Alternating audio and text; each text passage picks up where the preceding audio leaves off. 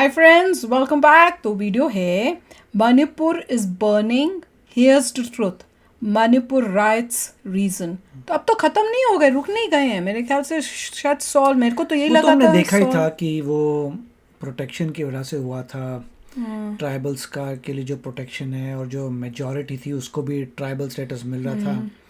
तो पॉइंट यही हो रहा था कि आप मतलब कितनी प्रोटेक्शनिज्म करेंगे। लोग कह रहे थे कि जो मेजॉरिटी है वो कैसे बन सकता है ट्राइबल, वो तो जो एक एक दो दो तीन तीन परसेंट हैं वही ट्राइबल्स हैं, मेजॉरिटी जो है वो कैसे हो सकती है ट्राइबल। तो देखते हैं। चलो तो वीडियो शुरू करते हैं। वीडियो शुरू करने से पहले अगर आप चैनल पर नए हो और आपने अभी तक सब्सक्राइब नहीं किया तो जल्दी से पहले सब्सक्राइब के बटन और बेल आइकन को क्लिक कर लो ताकि आपको हमारे सारे न्यू वीडियोस के नोटिफिकेशन मिल जाएं जैसे हम अपलोड करें। अगर आपको वीडियो पसंद आता है प्लीज़ लाइक एंड शेयर। चलिए शुरू करते हैं। मणिपुर में चल रही सिचुएशन पर अगर आपने अभी तक ध्यान नहीं दिया है तो आपको देना चाहिए। Situation in Manipur. Now additional forces were rushed to Manipur.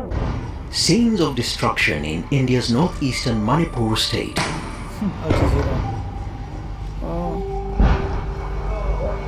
Here we come!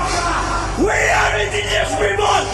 We're gonna f*** you all! Tensions meanwhile have escalated in the northeastern state of Manipur in India. Violent clashes broke out at various places in Manipur during the course of a tribal solidarity march. Why is Manipur burning and what can be done to address the situation? Manipur में इस समय आग लगी हुई है और unfortunately ये राम गोपाल वर्मा वाली आग नहीं है। मणिपुर में चल रही हिंसा में अप्रोक्सीमेटली 54 लोग मारे जा चुके हैं और गवर्नमेंट ने तो शूट ऑन साइट के ऑर्डर तक लगा दिए थे। लेकिन इस हिंसा को या तो मीडिया कवर ही नहीं कर रही है या तो वो बजरंगी भाई के मुन्नी की तरह गूंगे हो रखे हैं या फिर अगर इसे कवर किया भी जा रहा है तो काफी मिस इन्फॉर्मेशन के साथ किया जा रहा है। मैं ये जानने की कोशिश करती हूँ कि आखिर जो ये कहा जाता है कि जो साइलेंट मेजॉरिटी है, जो खामोश है बहुसंख्यक समुदाय, जिसकी इस तमाम हिंसा को, इस तमाम जो सांप्रदायिक बंटवारा है उसको लेकर उसकी हामी नहीं है, उसको मंजूरी नहीं है, वो इसको कबूल नहीं करता, तो आखिर ये जो साइलेंट मेजॉरिटी है ये कब तक साइलेंट रहेगा? मैं आज आपसे यही सवाल पूछना चाहता हूँ। तो आइए आज मणिपुर में चल रही हिंसा के पीछे जो रीजंस हैं उनको डिटेल में समझते हैं, मिस इन्फॉर्मेशन को दूर करने की कोशिश करते हैं और बताते हैं कि क्यों आपको इस मुद्दे पर क्लोज ध्यान देना चाहिए।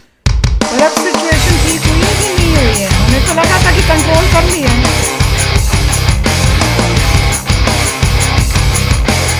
हेलो और शाम शर्मा शो के इस एपिसोड में आपका बहुत बहुत स्वागत है। मैं हूं सेक्युलरिज्म का सीईओ शाम शर्मा और आप सबको एक सेकंड प्रणाम। तो देखिए इस समय पर मणिपुर में जो हिंसा चल रही है उसको समझने के लिए हमें मणिपुर की हिस्ट्री और मणिपुर के लोगों की हिस्ट्री समझनी पड़ेगी। देखिए मणिपुर की ज्योग्राफी बड़ी इंटरेस्टिंग है। मणिपुर का पूरा स्टेट बेसिकली पहाड़ी है और मणिपुर के बीचों बीच एक वैली है। मणिपुर का मैप देख के बेसिकली एक बे ब्लेड का स्टेडियम लगता है और मणिपुर में मेटी ट्राइब के लोग रहते हैं जो मणिपुर की 53% पॉपुलेशन है और मोस्टली हिंदू है। और ये 53% ऑफ पॉपुलेशन जो मणिपुर की वैली है जो कि 10% ऑफ मणिपुर का लैंड है उसमें रहते हैं और ये वैली मणिपुर की सबसे फर्टाइल एरिया भी है। मणिपुर के बाकी लोग नागा ट्राइब और कुकी ट्राइब हैं जो अप्रोक्सीमेटली मणिपुर की 45% पॉपुलेशन है और वो मणिपुर के पहाड़ी एरियाज में रहते हैं। मणिपुर में मेटे पंगल भी रहते हैं जो मोस्टली मुस्लिम है और मणिपुर की अराउंड 8% पॉपुलेशन है। हिस्टोरिकली मेटे हिंदू और मेटे पंगल्स के बीच में प्रॉब्लम्स भी रही हैं और 1993 में मेटे हिंदू और पंगल्स के बीच में राइट्स भी हुए थे जिसमें बहुत सारे लोगों की मौत हुई थी। और मणिपुर में कुकी और नागा ट्राइब्स के पास सबसे ज्यादा जमीन है लेकिन जो 10% फर्टाइल जमीन है उसमें मेटे हिंदू रहते हैं और मेटे हिंदूज के पास असेंबली में 60 में से 40 सीटें भी हैं। Present day Manipur, the three most important ethnic group, they are the Hindu Metis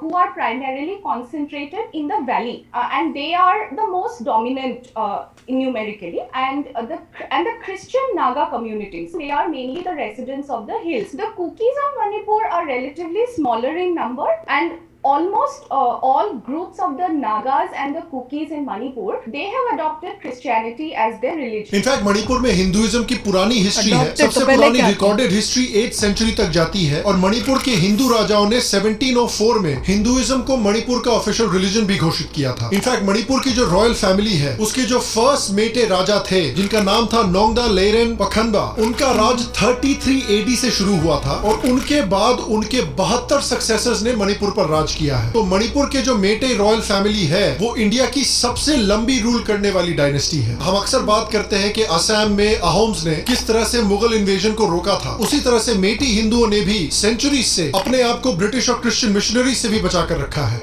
Metis are probably the only significant ethnic group that has strongly resisted the evangelist missions of the church. Because the Métis are primarily concentrated in the valley, still not easily accessible for outsiders. And this has also been one of the important reasons why the Métis have been able to preserve their own distinct cultural traditions. लेकिन इस समय पर मणिपुर में Christianity second सबसे तेजी से grow करने वाला रिलीजन है। The increasing popularity of Christianity in Manipur, it can be understood from the fact that today it is the second fastest growing religion in the state. और क्रिश्चियन पॉपुलेशन की बात ही कर रहे हैं तो कुकीज की भी बात करते हैं। कुकीज कुकी चिनजो एथनिक ग्रुप से आते हैं जो मणिपुर के पहाड़ी एरियाज में रहते हैं, मिजोरम में भी रहते हैं और म्यांमार के सगाइंग और चिन प्रोविंसेस से भी आते हैं। कुकीज की मणिपुर की अराउंड 30% पॉपुलेशन है। नागाज की पॉपुलेशन अराउंड 15% है, ये भी मोस्टली क्रिश्चियन है और काफी समय से मणिपुर के जिन एरियाज में नागा कम्युनिटी रहती है वो उन एरियाज को नागालैंड से जोड़ने की डिमांड कर रहे हैं, जिस डिमांड को मणिपुर के कुकीज और मेटे दोनों ने अपोज किया है। अक्सर इन तीनों ट्राइबल ग्रुप्स के बीच में मणिपुर में प्रॉब्लम्स रही हैं। इनफैक्ट 1990s में कुकीज के ऊपर नागा ग्रुप ने काफी बड़ा अटैक किया था जिसमें सैकड़ों कुकी मारे गए थे और हजारों कुकीज को अपने घर और अपने गांव छोड़कर भागना पड़ा था। तो कुकीज और नागास के बीच में अक्सर डिसएग्रीमेंट होती है, लड़ाइयां भी होती हैं, लेकिन क्योंकि दोनों क्रिश्चियंस हैं अक्सर वो मेटेस के खिलाफ यूनाइटेड खड़े होते हैं, क्योंकि हीदन से बड़ा दुश्मन और कौन हो सकता है। सर जी 24 घंटे लगातार नेहा कक्कड़ के गाने सुन लेंगे लेकिन मेटेस को सपोर्ट नहीं करेंगे।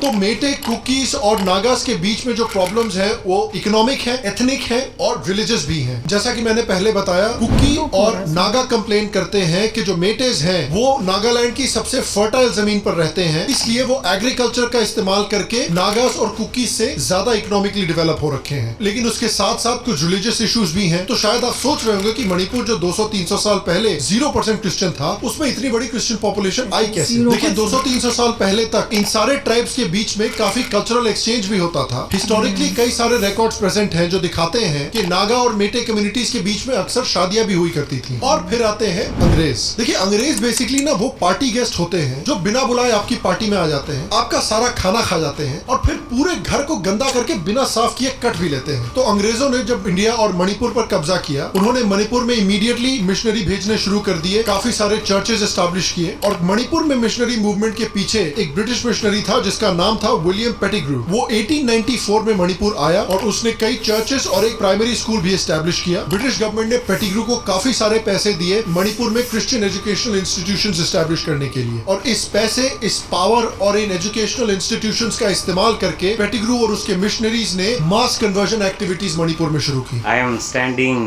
inside the Manipur Baptist Church, the park of William Pettigrew missionary. और उसका रिजल्ट देखिए कि 1911 में मणिपुर की जो क्रिश्चियन पॉपुलेशन थी वो सिर्फ मणिपुर की 0.04% थी पॉपुलेशन की, और 2011 के सेंसस को देखें तो सिर्फ 100 साल के अंदर अंदर 0.04% से बढ़ के 40% हो चुकी थी। वो तो हिंदू मेटेस थे जो अपने कल्चर से काफी जुड़े हुए थे और जिनके पास इतने इकोनॉमिक रिसोर्सेज भी थे कि वो क्रिश्चियन मिशनरीज को रेजिस्ट कर सके। इनफैक्ट जो कहानी मणिपुर की है वो कहानी बाकी नॉर्थ ईस्ट की भी है। असम को छोड़कर नॉर्थ ईस्ट के ऑलमोस्ट बाकी सारे स्टेट्स के लोगों को क्रिश्चियनिटी में कन्वर्ट कर दिया गया है। मेटेस कहते हैं कि इसके साथ एक और प्रॉब्लम है कि मेटे औरतों की जो फर्टिलिटी रेट है वो क्रिश्चियन ट्राइब्स के मुकाबले काफी कम है। उसके साथ साथ मेटे ग्रुप्स कहते हैं कि म्यांमार से काफी इलीगल इमिग्रेशन भी हो रही है मणिपुर में, जिस वजह से मेटे हिंदूज अपने स्टेट में ही माइनॉरिटी बन जाएंगे। अगर आप मेघालय को देखें तो मेघालय की क्रिश्चियन पॉपुलेशन 0 से 75 हो चुकी है, मिजोरम की क्रिश्चियन पॉपुलेशन 0 से 90% हो चुकी है, नागालैंड ऑलमोस्ट 100% क्रिश्चियन हो चुका है। कसम से प्रॉफेट बलजिंदर सिंह को अंग्रेजों से कुछ सीखना चाहिए यार।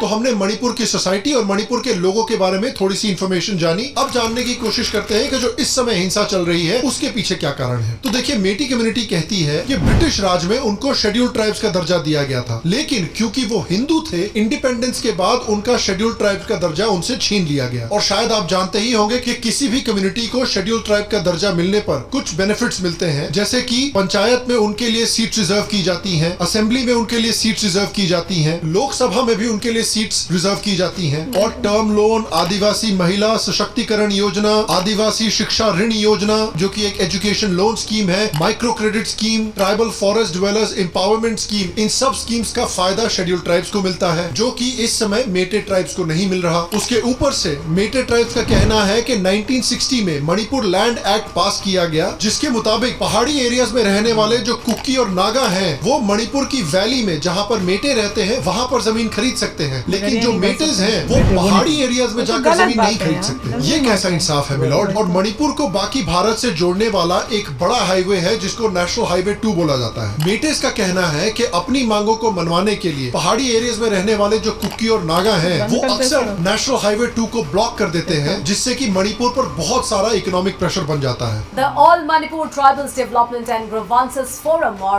AMTTGF, has called for an indefinite economic blockade along national highways in the hill districts. The AMTTGF is demanding the release of all pending funds under MNREGA. The economic blockade imposed by the United Naga Council in Manipur had its impact on day one, with both highways leading into Manipur's capital Imphal being blocked and fuel being rationed across Imphal. बहुत ही दुख होता है देख के कि India में रहते हैं और ये सोचने की जगह हम इंडियन से मिलजुल कर रहे हैं, अपने मतलब छोटे छोटे अपने उसको देख कर ना आप लड़ाई कर रहे हो, अपनी चीज़ें जला रहे हो, एक दूसरे को नुकसान पहुंचा रहे हो। बहुत दुख होता है देखकर। और मैं अगर इस टाइप से मेरे को लगता है कि कोई मतलब कहते हैं ना कि डिस्पैरिटी नहीं होनी चाहिए। अगर इस टाइप की सिचुएशन है कि भाई किसी को तो कोई एक्स्ट्रा चीज़ें मिल रही हैं, किसी को नहीं मिल रही हैं और उससे प्रॉब्लम्स क्रिएट हो रही हैं, सबकी निकाल दो। मैं पहले भी बोला था, आप लोग कहीं कहते हो नहीं ऐसे नहीं होता, कईयों के साथ उनको ज़रूरी है वो है, तो भैया ये अब कौन डिसाइड करे ज़रूरी है? किसी को लगता है कि हमें नहीं मिल रहा, किसी को करता है वो, तो बेटर है एवरीबडी को इक्वली ट्रीट करो। इंडिया में तुम रहते हो, इंडिया में इक्वली रहो और जिसको जो है इंडिया के पास वो सबको इक्वली मिलेगा। अब देखो कितना, मुझे को तो सुन के बड़ा अजीब लगा कि वैली में ट्राइब्स जो रहते हैं पहाड़ी पे, वो लोग तो वैली में ज़मीन ले सकते हैं पर वैली वाले जो है वो पहाड़ी पे नहीं ले सकते हैं। और देखो कन्वर्जन, यहाँ पे भी वही कन्वर्जन की प्रॉब्लम कि देखा जाए तो कैसे कन्वर्ट कर करके जो है क्रिश्चियनिटी कितनी बढ़ गई है और हिंदू जो हैं वो कितने कम हो गए। और वो कहाँ रह रहे हैं? बस एक वैली के एरिया में। जहाँ जहाँ जिन रिलीजन्स में कन्वर्जन होता है उन्होंने मेजर प्रॉब्लम्स क्रिएट कर दिए, जिससे हिंदुज़म कम होता जा रहा है और क्रिश्चियनिटी। और उस वजह से क्या हो रहा है कि फिर आपस में लड़ने लग जाते हैं। अरे मिलजुल के रह लो यार, पहले तुम भी तो सब एक ही थे। समझ नहीं आती लोगों को, बहुत ही दुख होता है ये सब देखकर कि कहाँ जा रहे हैं, किस डायरेक्शन में जा रहे हैं। होपफुली लोगों में समझ आएगी। मेरे ख्याल से तो ये मतलब जब कन्वर्जन की बात कोई भी सुनता है तो दुख होता है कि एक समय पे सभी लोग हिंदूज थे और लोग कन्वर्ट हो रहे हैं। मेरे ख्याल से किसी को स्टडी करनी चाहिए कन्वर्जन क्यों हो रहा है, पैसे की वजह से हो रहा है, किस रीज़न की वजह से हो रहा है, चक्कर क्या है इसके पीछे। और इसमें कुछ ऐसा करिए कि और लोग जो हैं हैप्पी रहें अपने रिलीजन में। और मगर यहाँ पे इतना तो लग रहा है कि शायद कोई गलत कार्य हो रहा है, क्योंकि मेटी जो हैं वो बाहर लैंड नहीं खरीद सकते मगर उनकी लैंड बाहर के खरीद सकते हैं, तो ये तो गड़बड़ है। वो इसीलिए वो कह रहे हैं कि हमें भी आप स्टेटस दीजिए शेड्यूल ट्राइब्स का, जिससे हम लोग भी जो हैं मतलब प्रोटेक्ट कर सकें अपनी लैंड को। तो मेरे ख्याल से सारी प्रॉब्लम यहाँ से आ रही है, प्लस रिजर्वेशन जो उनको नज़र आ रही हैं जगह जगह पे। तो उनको लग रहा है कि ये जो दूसरे ट्राइब्स हैं वो बेनिफिट उठा रही हैं इस SC ST की स्टेटस की, ST की बेनिफिट उठा रही हैं और आगे बढ़ रही हैं बिकॉज ऑफ दिस। तो वो भी मेरे ख्याल से वही मांग कर रहे हैं। तो आई डोंट नो कि क्या सोल्यूशन है।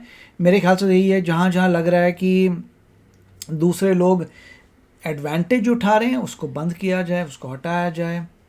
That's what I think. कि अगर ये तो मुझे अनफेयर लगता है कि आप बाहर लैंड नहीं खरीद सकते मगर दूसरे लोग आपकी लैंड खरीद सकते हैं, that seems to be unfair. मेरे ख्याल से होना चाहिए कि जो चाहे अपनी लैंड बेच सकता है, फ्री इकॉनमी होनी चाहिए, फ्री ट्रेड होना चाहिए, मतलब उसके प्रिंसिपल्स पे जाएं फ्रीडम के तो होना चाहिए। कोई भी कहीं लैंड खरीद ले, इस लेवल पे तो आप प्रोटेक्ट नहीं कर सकते। नहीं, और साथ में जिस टाइप से ये कहते हैं ना कि जैसे देते हैं कि शेड्यूल ट्राइब्स का और ये सब जो दे रहे हैं उसमें भी कोई लिमिटेशन होनी चाहिए कि भाई इतने सालों तक दिया जाएगा, उसके बाद फिर खत्म हो जाएगा। ये थोड़ी कोई कि तो जब से इंडिपेंडेंस से लेके तब तक तुमको देते ही जाए।